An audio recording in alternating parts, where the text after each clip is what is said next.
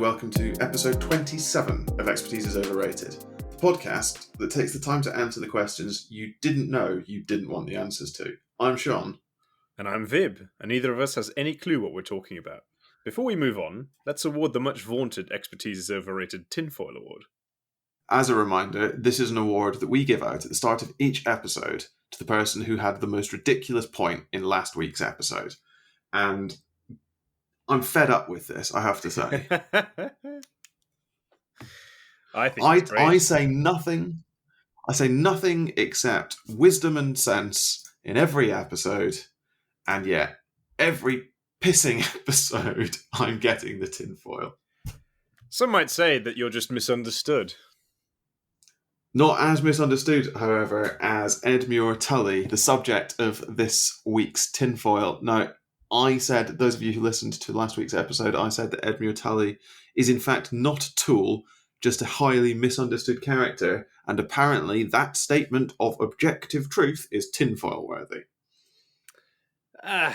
In fairness to you, I don't think we said anything more outrageous than that last time. So no, I think this is tinfoil for contentious statement rather than insanity, I think. Yes, I think that's fair. I mean, insanity is wanting to actually be in Joffrey's shoes in the first place. Yeah, I mean, we both started out on a hiding to nothing there. But well, we did that thought exercise, so you didn't have to. Yes, that's true. You're welcome. You're welcome. But yeah, another tinfoil for you. It's great. The list keeps on growing. I think this one's coming back. I'm going to be honest with you. I don't think we've heard the last of Edmure Tully. Oh no. There's more to talk about there. Sure, but anyway, yes. Let's move on from your stupidity from last time to the stupidity of today. I was going to say, do we not want to talk about someone else's stupidity? We had some feedback on our episode about tinfoil. So just very briefly, in our Discord, CT said, I think the most sensible thing he's ever said. Is that fair? I think that's fair. I think that's absolutely fair. No, I don't have the exact wording to hand because really it doesn't matter. He said I was right, and we can just move past that. That's not how I interpreted what he was saying. Oh. So how I interpreted what he said. Well, he realistically said that his comment was essentially that the biggest issue with the newest trilogy of Star Wars films is the lack of overall direction. And to be completely fair, I think that's true. Say what you like about the original trilogy or indeed the prequels, there is at least something approaching a coherent narrative that runs through them. Yes, exactly, yeah. And there's a one vision, that you can see George Lucas through all of them and everyone else's failure to rein George Lucas in. Yes, I mean, I guess this time around you have the problem of Rian Johnson as we've discussed in the past. Although the other viewpoint is just that Rian Johnson is a genius and J.J. Abrams is a clown. I think the actual problem is that Rian Johnson and J.J. Abrams wanted to do different things, and J.J. Abrams is an aggressively derivative director who makes easy to watch films that play on nostalgia. I'm looking at the Star Trek reboot. Sorry, yes. Which is those films are really easy to watch and nothing interesting happens in them. I think they're really easy to watch, but also really they're crap. Good, yeah. they're not good films, and yet I've watched all of them at least twice because they're just really easy. And they've also at least one of them has Benedict Cumberbatch chewing on every piece of scenery he can get his hands on, which is excellent.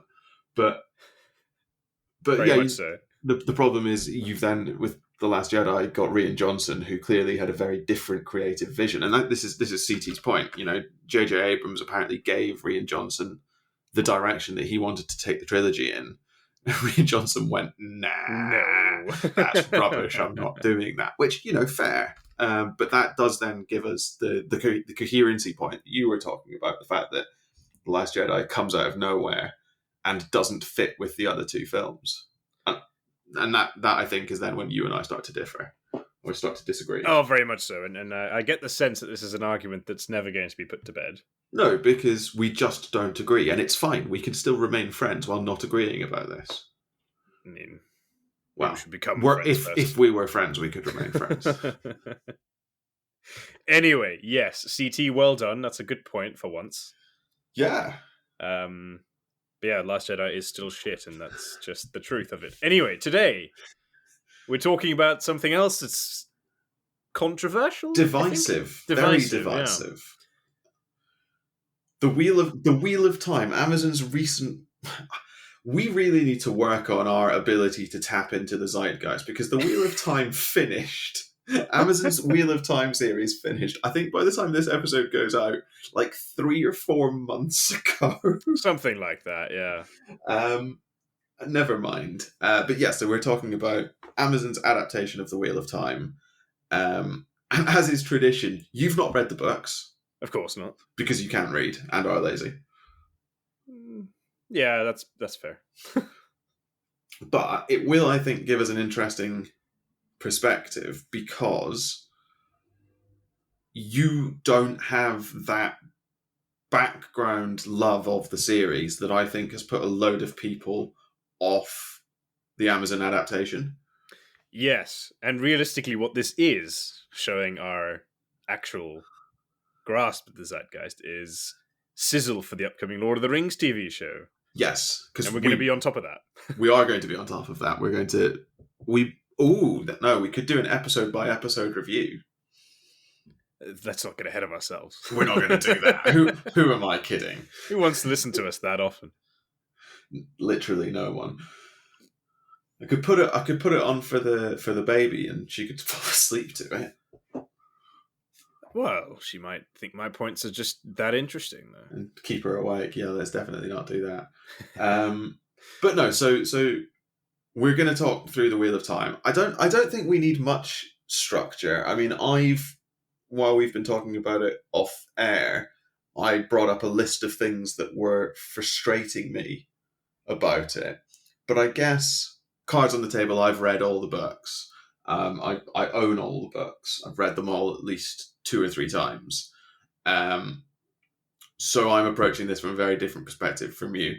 I wouldn't consider myself a super fan. Like, there are some people out there who, are probably too into Wheel of Time. And, if that's you, great. Don't write in about how we're butchering Robert Jordan's memory or anything like that, because we will just make fun of you on air. That's fair warning. However, first question first. Out of 5 stars, how many stars do you give the TV show? Oh, that's actually a very tough question to start off with. Well, I see. I'm going to ask you again at the end. Out of 5 stars, how many would I give it? No half stars. I was just thinking 3.5. Courage of your convictions. 3. 3? I think 3. Average. I think 3. Bang average. 6 out of 10. Better than not watching it. But yeah, I think it's a 3-star production, which doesn't bode well for the Lord of the Rings. What I'll say about it is, though, I would very much like to see season 2. Yes, and so would I. I'm at the stage where I will watch season 2. I finally got around to watching the finale. I watched all of them bar the finale, basically, as they came out, and then I didn't watch the finale for some reason. That bodes well, doesn't it? I mean, you lost faith. I really fell off it, but I do want to see where they take it. But I think I want to see where they take it is probably very different from yours, because there are moments in the books that I want to understand how they're going to adapt, I guess, because I ultimately know where the story should end up. Of course. And what I will say actually is, full disclosure, I binge watched this Something Fierce. Yeah, that was quite something. And so you may be surprised that I gave it a 3. And so actually, if you'd asked me after, I don't know, the first 3 or 4 episodes, 4 stars. I think it starts really high. I think that first episode is really good. I then think it falls off a little bit for a couple of episodes before pulling it back. Oh, I don't think it pulls it back. You don't? No. I'm trying to think, which episodes do I think it starts to pull it back in? Maybe it doesn't actually. Maybe I'm just trying to be nice to it. Also for listeners who haven't watched the TV show, we're going to spoil every single episode, and I'll probably end up spoiling most of the books as well. I'm going to try very hard not to spoil the books because you haven't read them and are going to, as I understand it, or at least listen to them. Yeah, well, I mean, I should say that they've been on my list of things to read for so long because I mean it is a fantasy classic, and I do love that. Yes. But as you mentioned before, there is this sort of fandom associated with it that makes it, for lack of a better word, kind of daunting. There's a lot of it. It's daunting. There are I'm looking at it on my shelf now, and there are 14 books, each of which is bigger than my consolidated version of Lord of the Rings. Right, so I've got all of the Lord of the Rings books in one volume, and all of the Wheel of Time is bigger than that. Yeah, and that's a lot of epic for... Yeah, I do think my Lord of the Rings is written on, like, Bible paper, so it's probably the same number of pages per book, but even so, that's a lot of book. Yeah. And there's the famous 3-book slump in the middle, where Robert Jordan basically couldn't write himself out of the hole that he got himself into. And sort of, George Martin can't write himself out of the hole that he's got himself into, and so stopped writing. Robert Jordan couldn't write himself out of the hole he got himself into, and so wrote 3 books to get out of it. I rate that more than George Martin's approach. Which is rather phenomenal. It was meant to be, I think, a 9-book series, and it ended up, I think, when it got to... So obviously, this is the series that famously Robert Jordan died before he finished it. Yeah. So the last one that he wrote was book 11, Knife of Dreams, and then it was given to Brandon Sanderson, who basically all of Jordan's notes were given to Sanderson, and Sanderson had a sit down with Robert Jordan's wife, who was also his editor. I had a long chat with her, and he was commissioned to write 1 book, and I think partly because the notes were written by Robert Jordan and partly because he's Brandon Sanderson, he wrote 3. Yeah, and I remember reading somewhere that he just couldn't.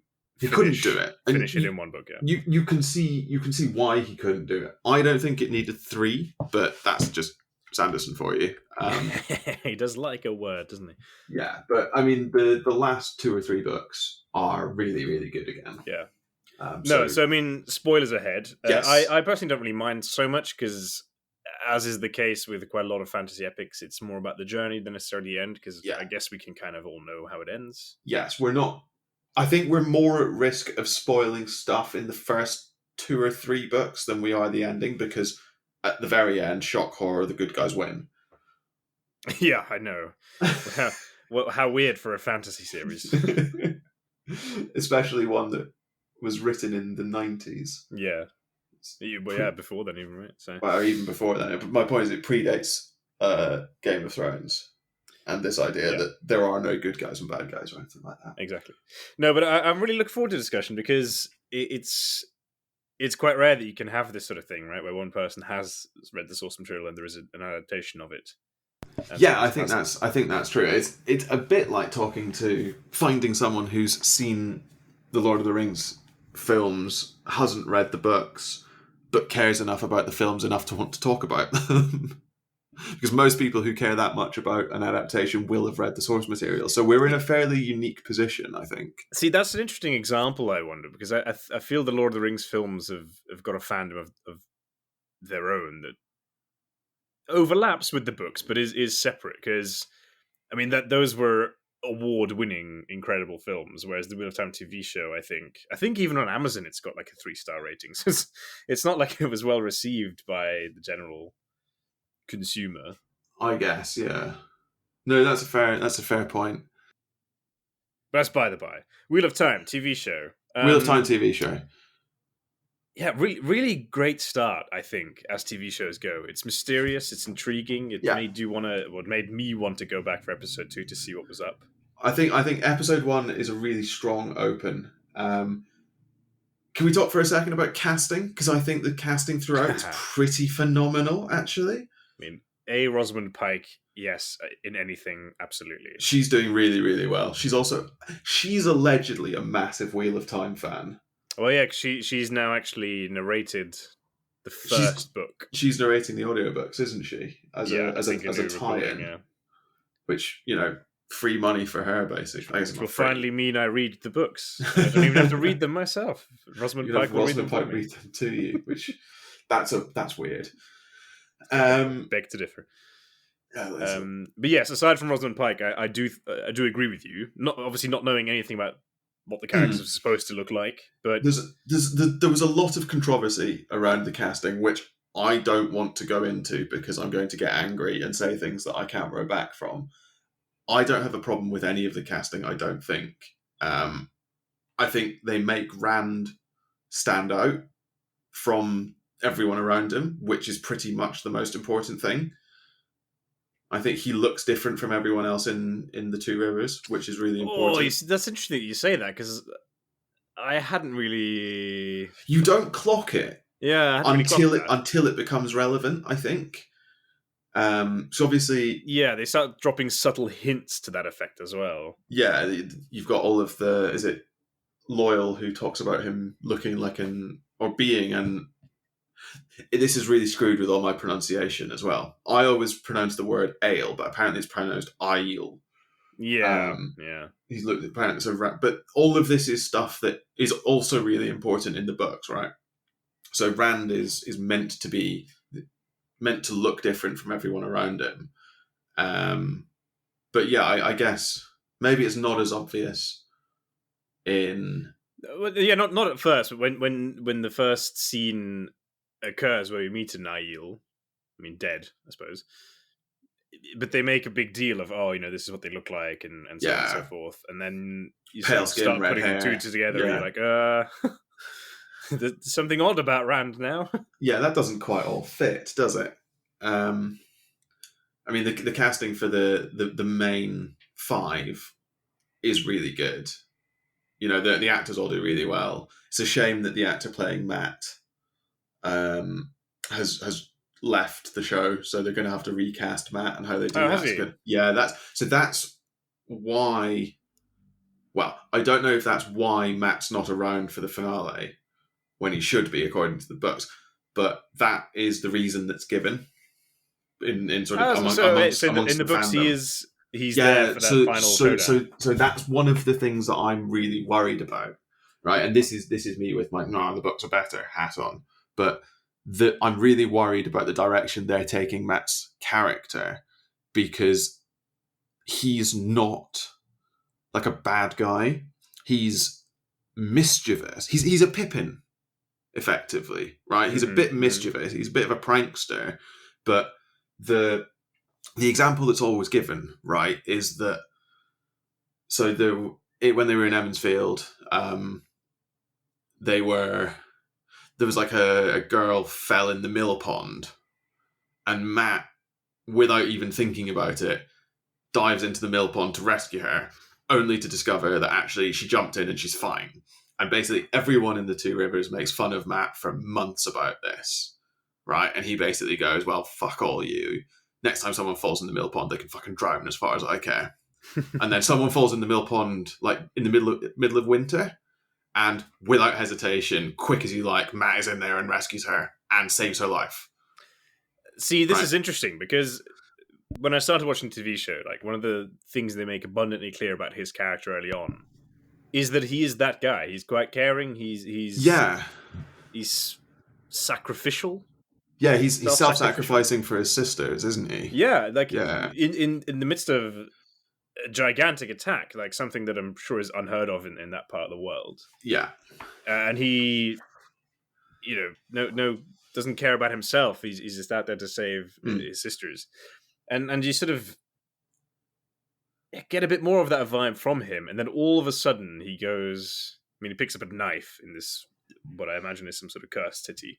Yes. And the knife kind of takes hold, which I get, sure. Yeah. That's interesting. But then when Moiraine sort of cures him of that, it's probably the wrong term, but she sorts him out.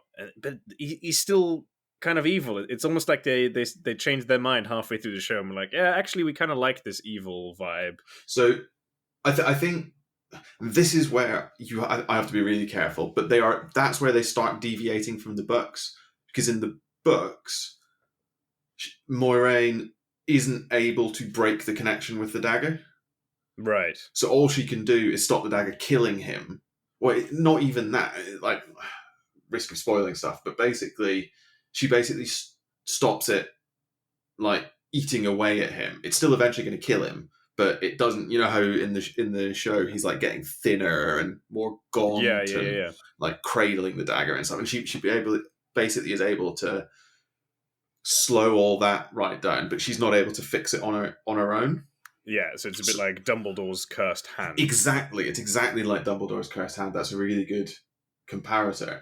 But because the power levels of a load of the channelers in the show are really confusing, it's not clear to me whether Moiraine is meant to have fixed. Yeah, let's come back to that in a second. Yeah, it's not clear whether Moiraine's meant to have fixed Matt, in which case that makes her like the most powerful. Anyway, screw that.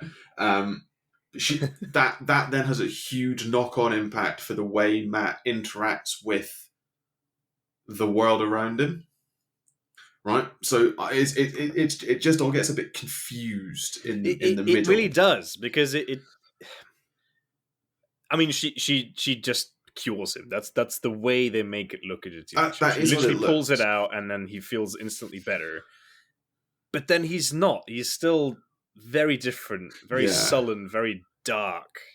Yeah, and there's Matt in the books is never. I'm not going to say never, but he doesn't have that darkness. He's fiercely independent. He's very like. He spends a long time trying to get away from Moiraine and the Aes Sedai and all of that, and from Rand eventually, but not in a malicious way, not in a fuck you all, I'm going to let the world burn, or as the show seems to be suggesting, I might even turn to the dark, but just in a, can everyone just leave me alone for way? Sure. I just want to go and live my life. But ultimately, as with Perrin, as with Egwene, as with Nynaeve, as with Rand, the fact that he doesn't turn to the dark and the fact that he's that good-hearted person is absolutely fundamental to saving the world at the end. Yeah, I can see that. And I'm maybe season 2 will open with, oh, it turns out that Matt is not cured. Oh dear. In which case, fine. Like, that's fine, because that also serves to pull Moiraine down a bit and all of that. But if they just keep on that line of Matt having this darkness and this like risk of falling and all of that, it's just a huge change to his character, and I don't think it improves things. Well, and it's just confusing within the context that I had from the show, is that, yes, sure, one of them is the Dragon Reborn, supposedly. Yeah. But that group of 5 is somehow connected, and I get the feeling that whatever happens at the very end of the tale, it will require all 5 of them to work together. So, yes and no. And this is again where the show made some changes that I don't agree with, but that doesn't make the show worse. They're just artistic changes that I don't think improve it upon the books. But there was never the question of who is the dragon is not it's not the core line that runs through The Eye of the World, which is the first book. In the same way, there's never a suggestion that it's Egwene or Nynaeve. Right, the only 3 people it could be are Rand, Perrin, Matt, and you very quickly, as a book reader, work out it's Rand. See, that's very interesting, because maybe I'm just stupid, and I'm sure we can all agree on that. I mean, you are. Yeah. But but I am a very good consumer of TV.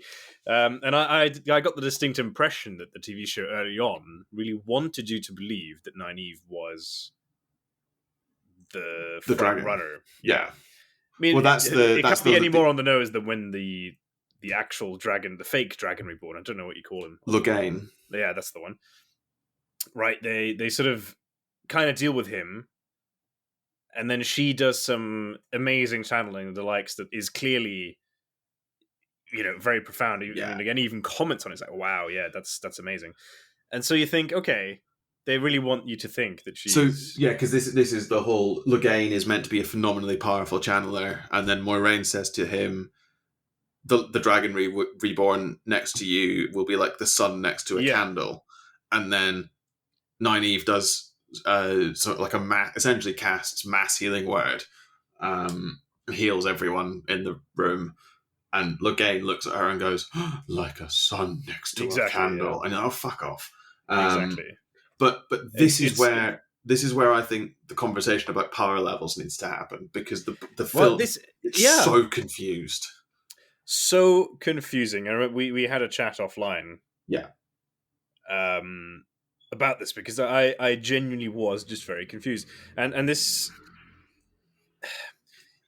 Perhaps it's because they're painting Moiraine really as a main character. I don't know if she is in the tale. She's present, but she's present for the first. Yeah, she's present throughout the Eye of the World, and most of the books, to be fair. But she's never a point of view character, right? So you're never inside Moraine's head, I don't think. Whereas I feel we kind of live there in the TV show. Yeah, she's our perspective on the world, and I think that is a problem. But she's like the inciting incident that gets the Emmonsfield Five to leave the Two Rivers and all of that.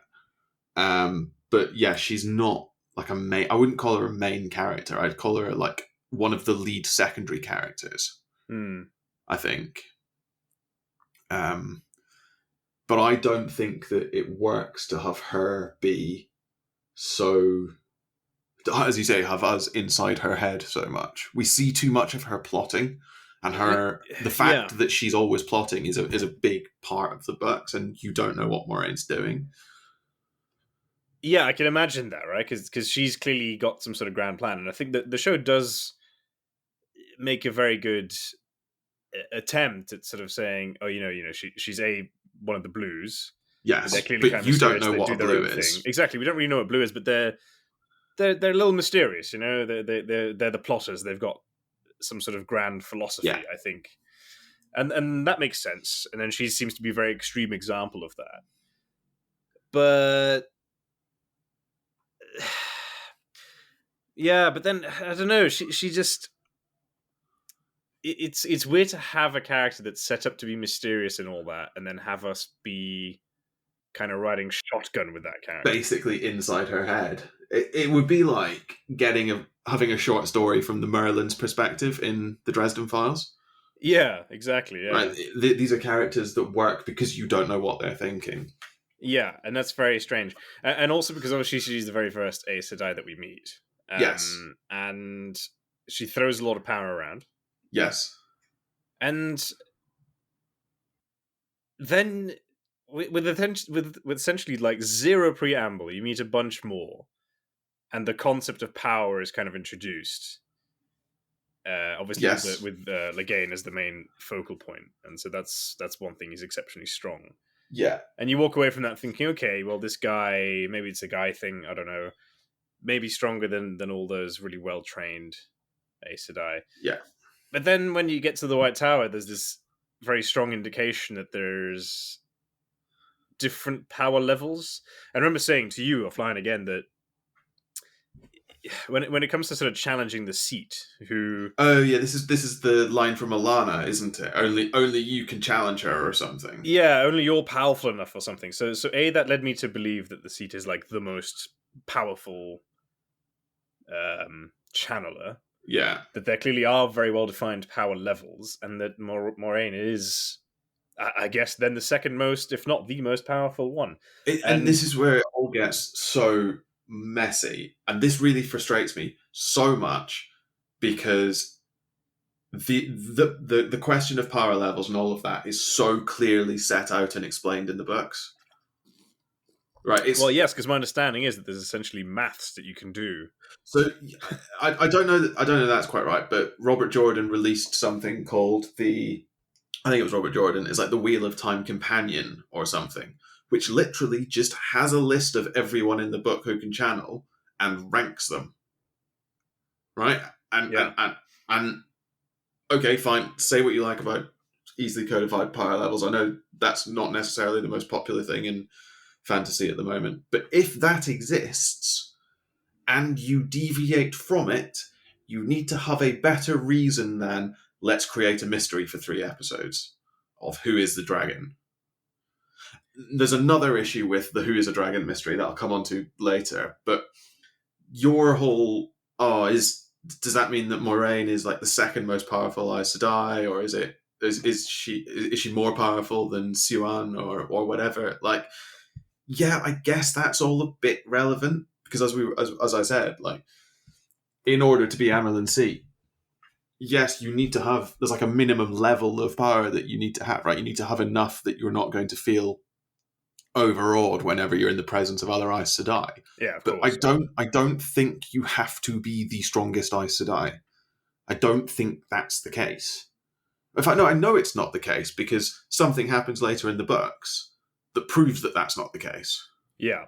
Right? So it's not just who's the strongest. It's a political appointment, essentially. See, that makes a lot of sense. It's just not the way that they really... But it's not only that it's not the way they show it in the books. They don't tell you how it works in the show. That's the problem. This is the infuriating thing. They don't tell you anything, right? They start off by saying these 5 are important.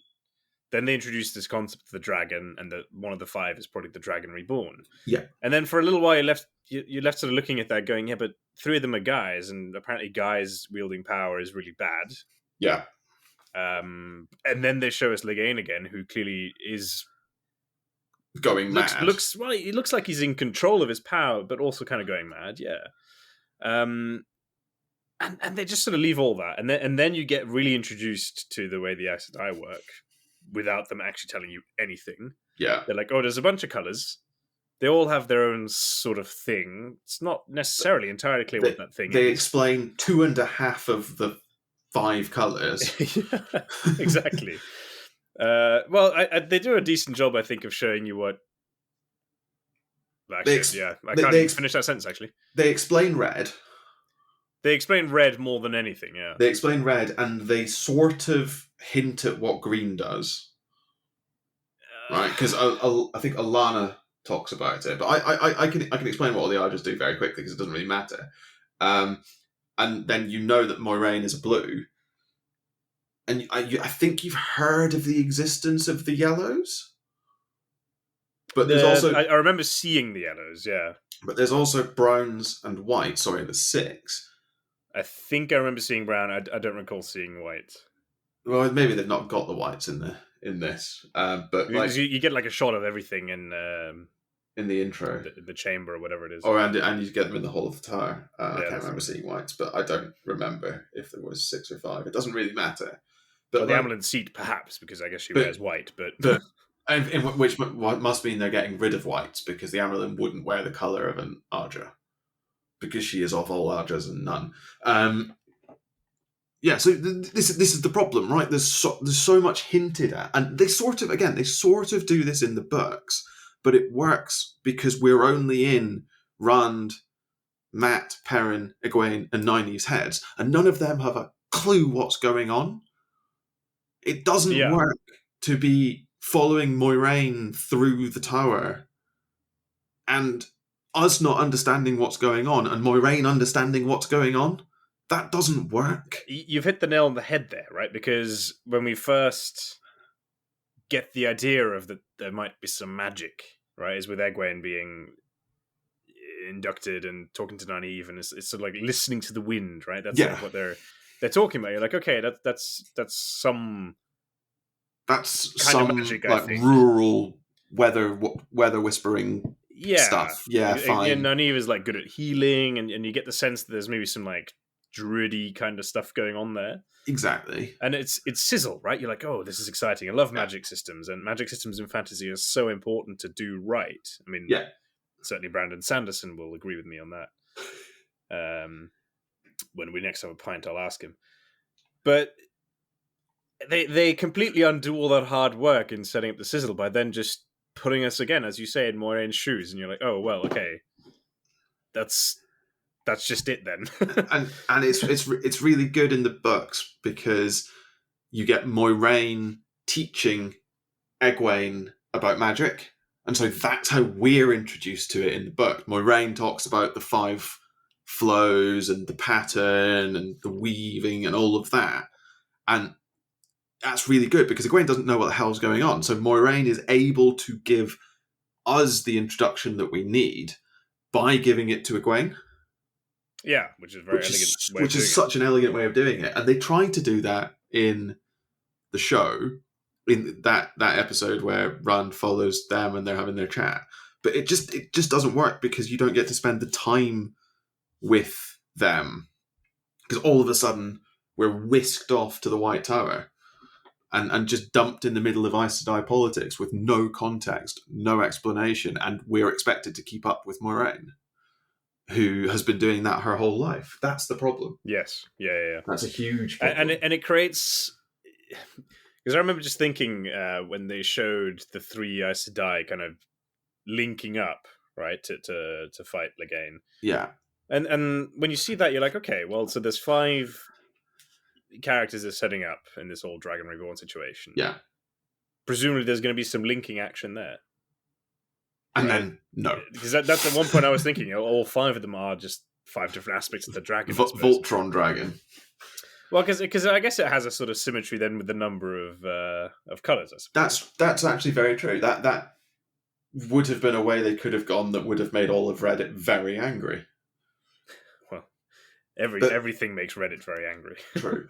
But the big problem, the thing that I think a lot of people, myself included, a little bit struggled with the Who is the Dragon Reborn stuff, is they make a huge thing of whoever is the Dragon Reborn will break the world, right?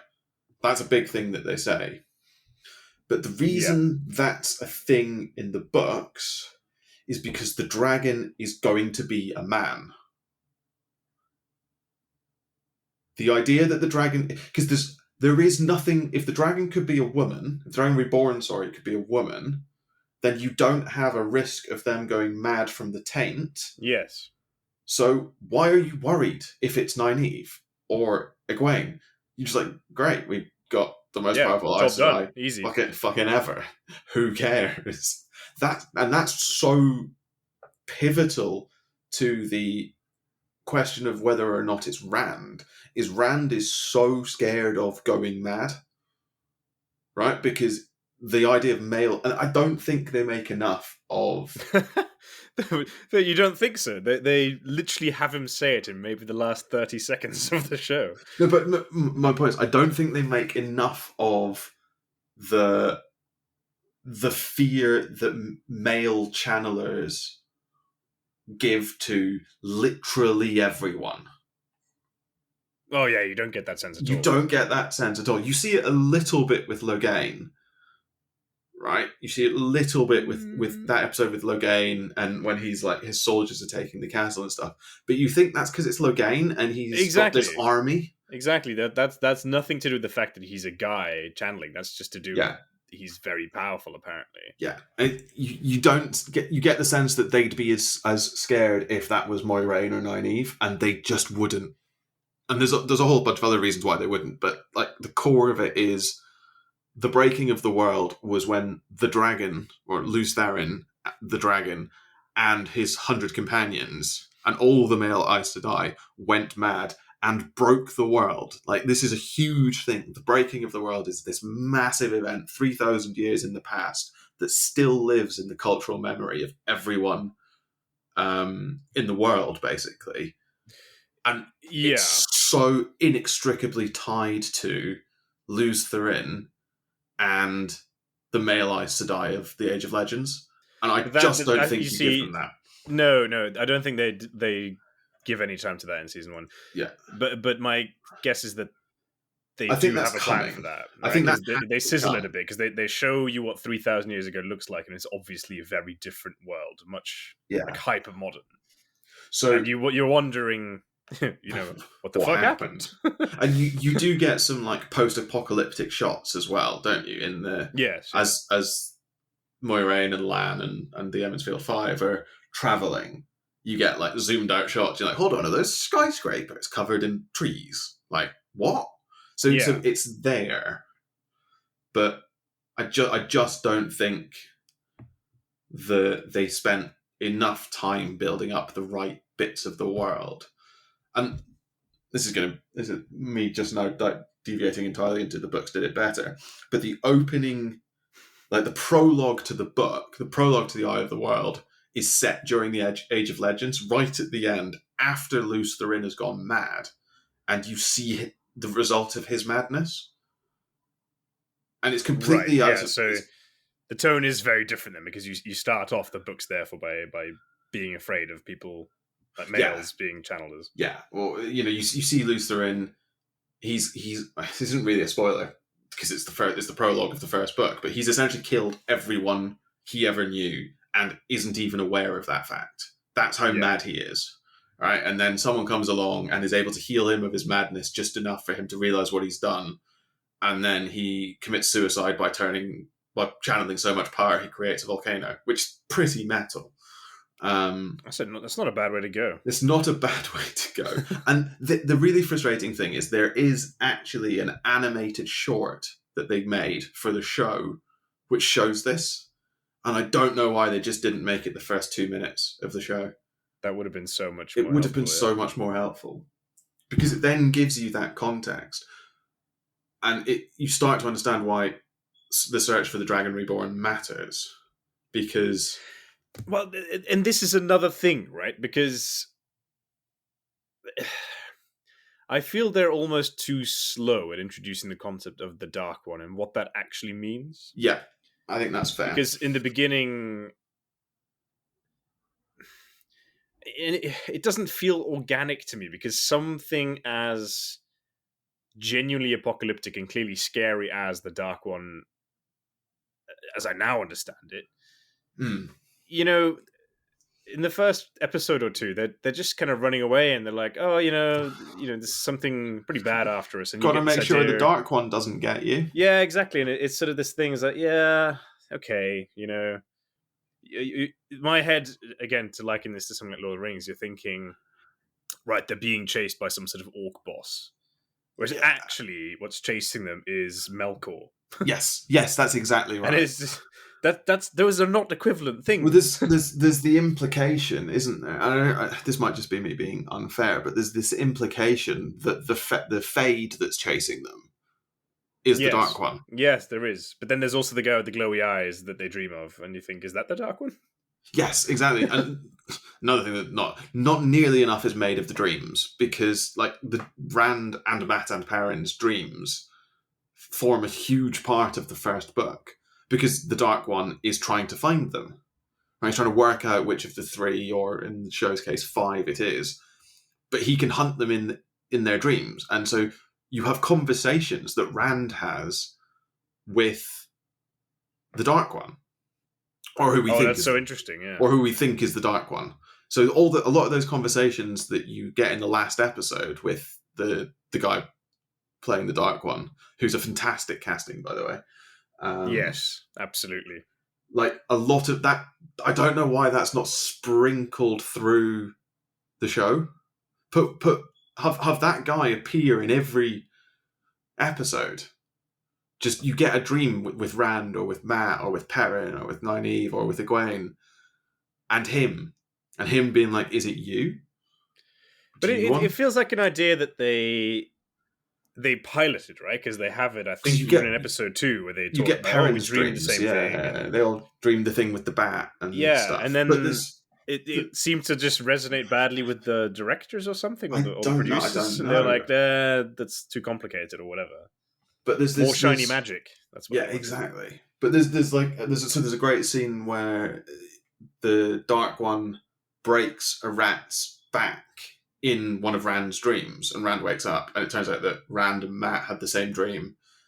And then they're at an inn somewhere, and then Rand's going out, and he just overhears the cook talking to the innkeeper about how there's something really weird, like their cat's done something really weird, because there's loads of dead rats all over the inn, and they've all got their backs broken. And Rand's just like, sorry, what? What? But he just like blanks it and pushes it to one side and goes off and has his day. And we're just, as a reader, you're just sitting there going, hold on. what? See, they could have done that scene in the same amount of time as they did the bat. Exactly, but they don't do inns because they cut cities from. Right, so you never see them at an inn, I don't think, until they get to Tar Valon.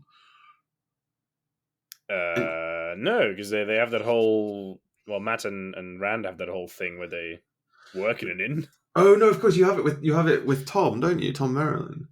Yeah. And to be fair, I really liked that episode. Yeah, me too. That episode with the Dark Friend innkeeper woman, and they meet Tom Merrilin, and then well, now the Dark Friend, that's interesting. Oh, because I remember at the end of that episode thinking, well, she just turned out to be evil for no apparent reason. Yeah, and that's because she's fulfilling the role of 4 or 5 people in the books, right? So the point that she is meant to make is that nowhere is safe and there are dark friends everywhere. And the people who the dark friends aren't the ones you think are dark friends, right? She's perfectly nice. She's a bit flirty. She gives them a nice place to stay and then tries to murder them. Yes. And it comes completely out of nowhere. And that's how it's meant to work. But I get what you mean. If you're not... Again, it comes to this. If you're not expecting that, then that's really jarring. Not expecting that, but then she also... Because she tried to look like Egwene, right? To get onto Rand's side. And they do a really bad job of explaining exactly how she knows that. Yes, they do. It's like, magic. It's like, that's not helpful. it's not helpful. Again, if she'd said something about, well, he came to me in my dreams and showed me her. Like, that would have probably got you there. I mean, and this is what I feel they need to really do. Like, it's a universe, as I said, that has such a well-defined magic, and the magic has a place in the world. Yeah. As you're now telling me, it clearly has a very important place in the world. Yeah. And they just... No, they don't. They try to do it organically, and in so doing, make it incomprehensible. I think the problem is they're trying to do it organically, and they don't have time to do as much organically as they want to do because they've squeezed 2.5 books into 8 episodes. Maybe, yeah. Right. Okay. Well, actually, I don't know that. Well, ish, book and a half, 2.5. Somewhere in that they've taken bits from. They've done all of book 1 and bits of books 2 and 3. Yeah, basically, and they've tried to, and I get that because there's 14 books. I get that. That's absolutely fine. I'm not saying, well, they should have made 14 10-episode series because that's just not realistic. That's never going to happen. The actors would age too quick. Like, that's just not practical. Yeah, no, I agree with that. But I think that they've cut too much, and there's too much filler as well. There's some episodes that just don't need to exist. The Stepin episode, I know you like the Stepin episode, but they don't need to spend that much time explaining the warder bond. It's not that important yet. See, well, you're saying that, but from my point of view, it clearly is very important. Because they spent time explaining it. They spent so much time explaining it, and actually they almost paint the warders as almost the most human people you so far meet, because we have a strongest emotional connection to them. We do have a really strong emotional connection to them, and that's so weird coming at it as a book reader, because until I think halfway through book 2, Lan is the only warder we meet. And whereas we meet so many of them. Nynaeve clearly has a thing for Lan very quickly. Yeah, and that's fine. That's kosher. I don't have a problem with that. But it's not. And I'm saying it's confusing, even though I haven't read the book. So I think as a TV show on its own, it's confusing. Maybe it's because they've tried to pander to both sides, right? The people have read it and the people haven't. I think that's probably the correct answer. I mean, we have to mention this, right? Because again, sizzle for the Lord of the Rings TV show episode, but people forget that an adaptation is an adaptation. Yes, no, and that's completely true, and that's a point that I'm always hasty to make in discussions like this. I don't mind them making changes. Peter Jackson's Lord of the Rings trilogy is better for the changes that he made, the things he put in and the things he took out. It's just better than a direct, word-for-word adaptation of the books because they're different mediums. They have to be treated differently, and things that work on page don't work on film, and vice versa. Yeah, well, I wouldn't necessarily go as far as saying it's better because it's hard to compare, but his adaptation is phenomenal. That's fair. You can't compare it with something that doesn't exist. But right, and that you see that in the dialogue that he creates, changes in different factions that appear in different places. But even things like and all that works. His change of core characters, we've said this before, book Aragorn and film Aragorn are different people. They're completely different people. And Gandalf is good. Film Gandalf gets his staff broken. You know? Exactly. But those are changes that work. Is it better than if we'd had a word-for-word adaptation? I don't know. But we don't have a word-for-word adaptation. We have Peter Jackson's trilogy, and it's probably phenomenal. One of the best pieces of fantasy cinema that will ever be created. And you can watch those films and actually understand what's happening. You get a good feeling of the universe. Difference, because it takes its time when it needs to, and it speeds up where it needs to, and then it takes its time again. It lets you catch up. It's so well paced. Yeah. And pacing is this show's biggest issue. I agree. On that note, let's talk a little bit about you brought up sort of the scenery before. Now, I actually really liked the cinematography. Sure. Massive. So the casting, the cinematography, big pluses in my opinion. Now, obviously, I don't have any preconception of what the world looks like, but I think it looked amazing where they were. Up until what is the last episode? The last two episodes? Where they rock up to what is, I get the sense, a very important city. And this is the thing. That's really when the whole thing comes off the rails. The whole thing comes completely off the rails in the last two episodes. I completely agree. But this is the thing. So you're saying Fal Dara is obviously very important.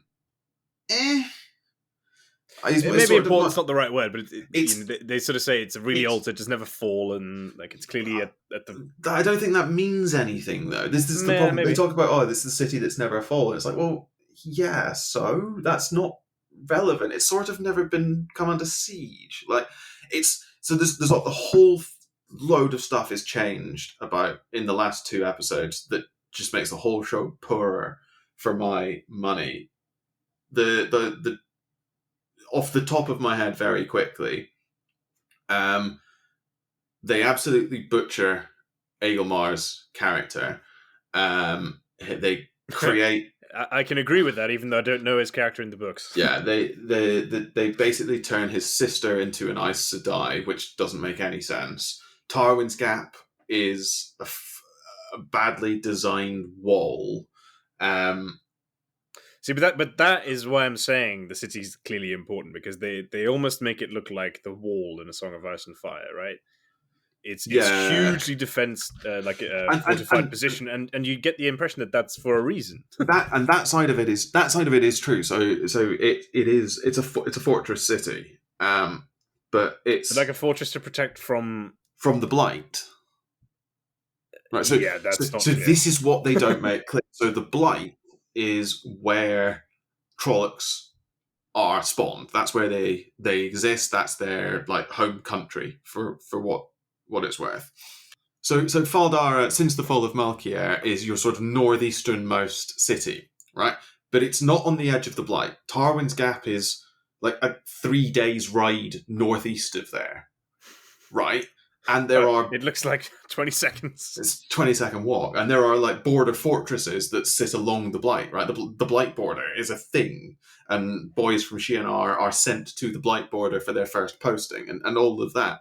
So it's not just like this random fortress run by idiots which like exist for no reason. It's a city that has been fortified over the years to provide the last redoubt against the encroaching Trollocs from the Blight. Oh, so the Trollocs come from the Blight? Yes, Trolloc raids come south from the Blight, and then you've got the borderland countries. So that I either missed or that. No, it's just not explained. So Malkier before it fell, and then Shi'enar, Arafel, Kandor, and who cares? There's a Saladir. Right, so those four nations make up the Borderlands, right? And that's like your aggressively militarized. Your whole society is geared towards protecting against the blight, and essentially acting as a shield for the realms of men. So in that sense, it is like the Wall from Game of Thrones.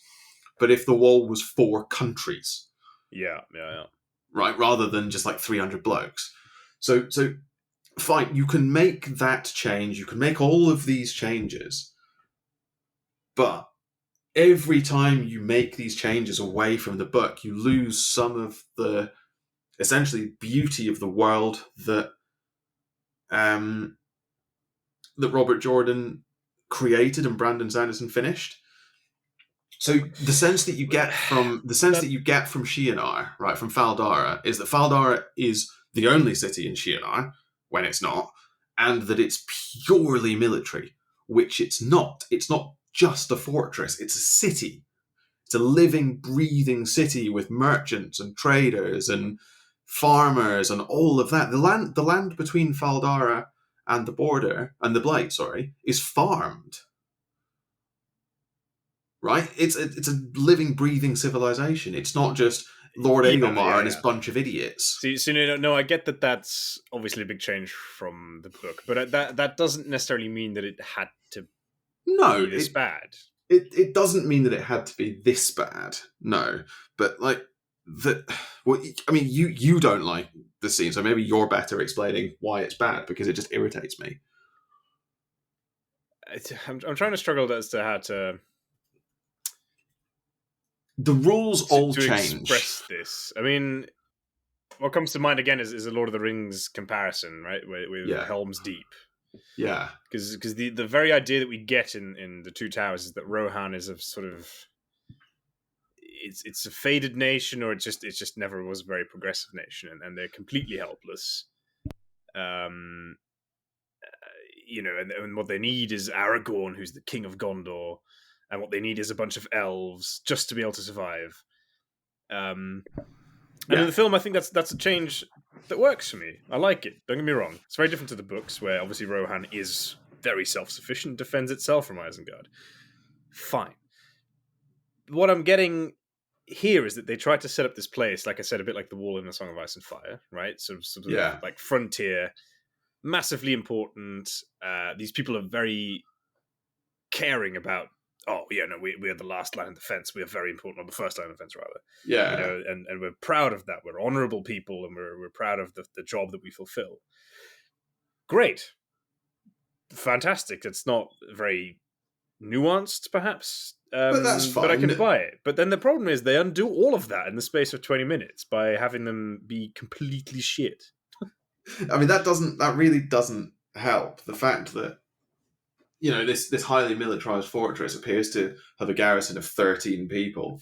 Like 5 guys on a horse, and then 5 guys on a horse. 30 guys with shields. It's just so stupid. It's so bad. It's like they ran out of time or something. I've got no idea. It's like they ran out of budget.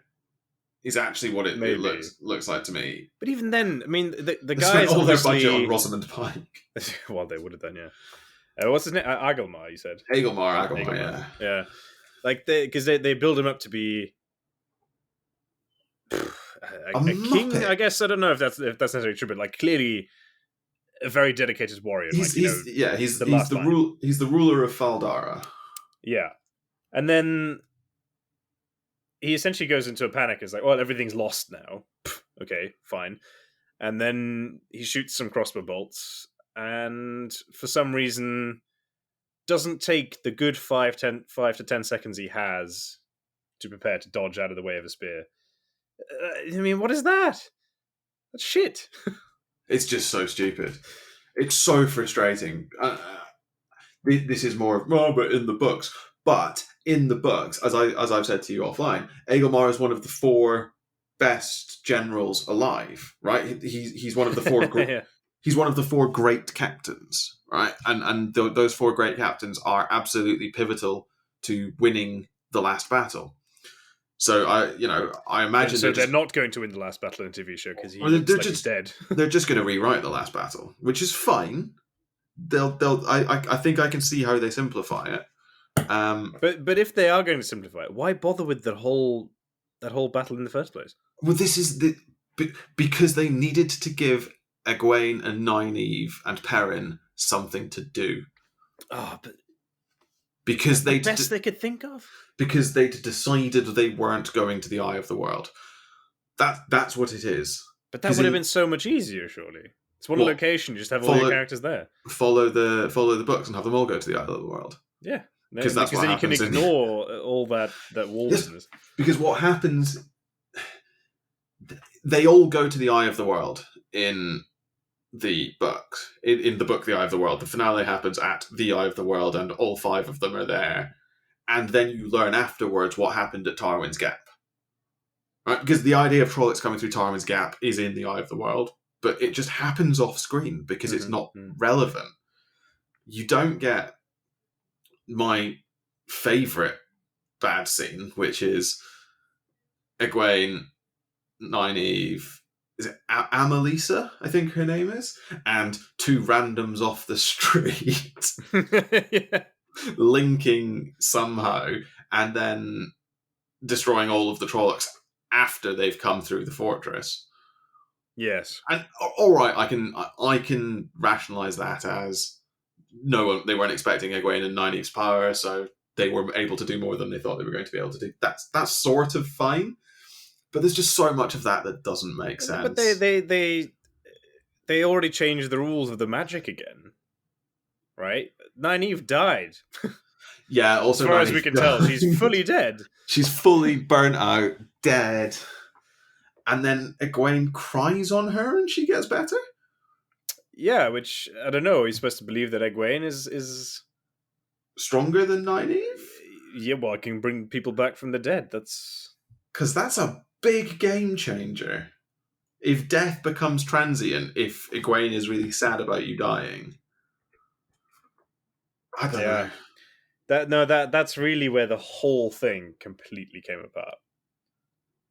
And it's a shame because actually the interaction between Rand and Moiraine and the not dark one, the probably not dark one. I think we can safely assume he's not the dark one because he gets vanquished too easily.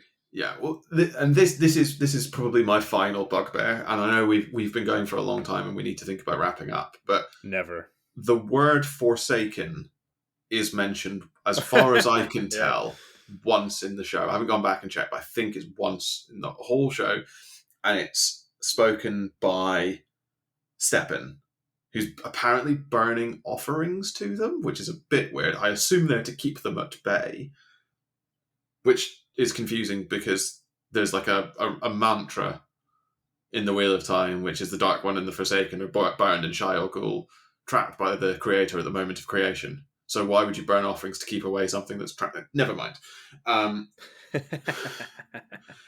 But yeah, the idea of Forsaken isn't really brought out to us, and they're such a core part of the next 13 books.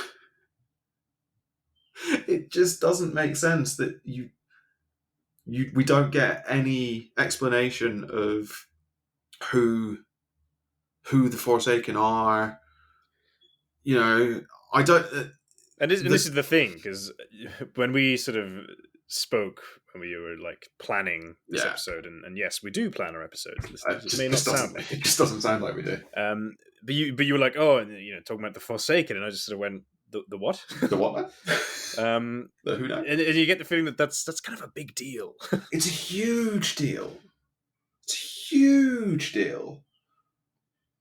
And so the show started off so well, and then muddled itself up. Yeah. I don't know if halfway through filming they sort of got confirmation from Amazon that yes, there's going to be a second season, and so they were like, oh, good, we've got lots more time now.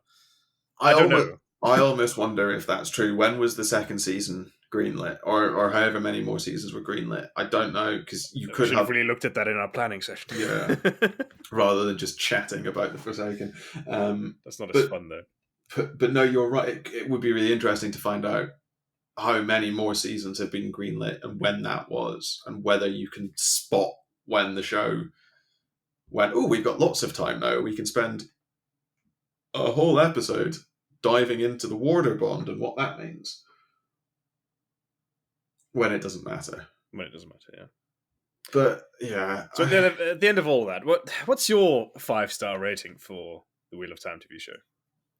I started thinking it was 3. I think it's probably still 3. I'm glad it was made.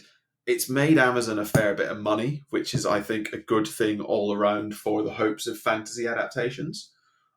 I think that's important. I can actually feel Reddit hating you right now. Yeah, because Reddit doesn't understand business.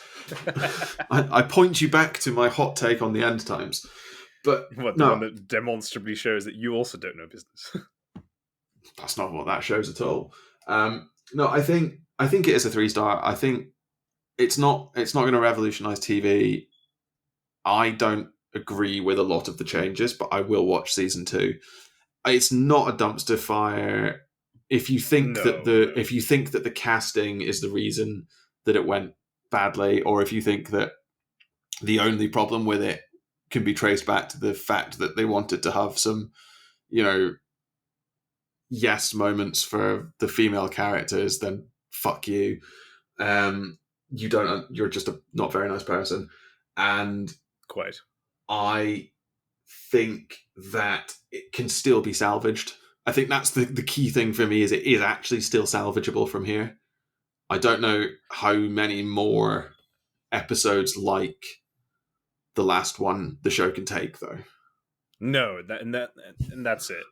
I think with the cast they have, right, I feel there's enough chemistry. They're all very good actors. But to me, anyway, I mean, I'm not exactly trained, but I bought them. Yeah. They work really well together. As I said, the setting is amazing. It looks fantastic. There's a real sense of immersion that I was getting. Yeah. That I'm sort of really living this. But they just couldn't quite tie the plot together, and that's a big problem for longevity. Yes, so much a cast can do, right? I think that's right. I think the first 2 or 3 episodes of season 2 need to basically fix a lot of the problems of season 1. Yes. But I think those are fixable problems. Yeah. How are they going to give Moiraine her magic back? That's the main question. I actually have an answer to that, but you're going to need to... Damn it. We'll find out next episode. Read and find out. Yeah, and I think I'll stay at 3 stars as well. I think par for the course. Yeah. I can't believe I'm not... I set a requirement that we weren't allowed to do half stars, because my actual rating is 2.5 stars. But I'll round it up to 3, not down to 2. See, I think I'm 3.5, but rounding down to 3. So fair.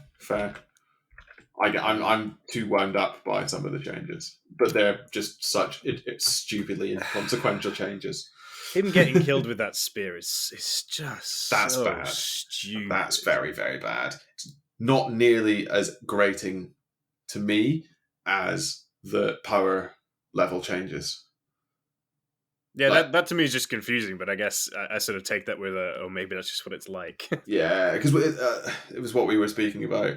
The whole inherently men are stronger, but there's a balance there that men aren't able to link without women, and all of that I think is a really neat magic system. That they've just thrown out in favor of maybe Rand's the strongest, maybe Nynaeve is. Everyone else is a chump, basically. And it really, I think it does Robert Jordan a massive disservice, because one of the things I knew about Wheel of Time is that a lot of thought went into the mechanics of it all. Yeah, and that really doesn't shine through in the TV show. No, I think that's completely right. It's doing him a massive disservice. Anyway, yeah, I think with that we can conclude. Yes. So all that remains for me to say is thank you so much for listening to this episode of Expertise is Overrated. No doubt we've said some things that were either objectively wrong or downright offensive. As ever, feel free to let us know, rate the podcast and leave us a comment, or drop us an email at expertiseisoverrated@gmail.com. Tweet us at ZeroExpertise. Check out our website, expertiseisoverrated.podbean.com every time. Or join us on our Discord server. If you're lucky, we might just argue with you in one of our upcoming episodes, and if you're really lucky, we might call you an idiot. We will be back in 2 weeks' time, which will be a mere month or so after the launch of Total War Warhammer 3. As such, because we have impeccable timing, in our next episode, we will be discussing our favourite legendary lords from Total War Warhammer 2. Join us then for more nonsense.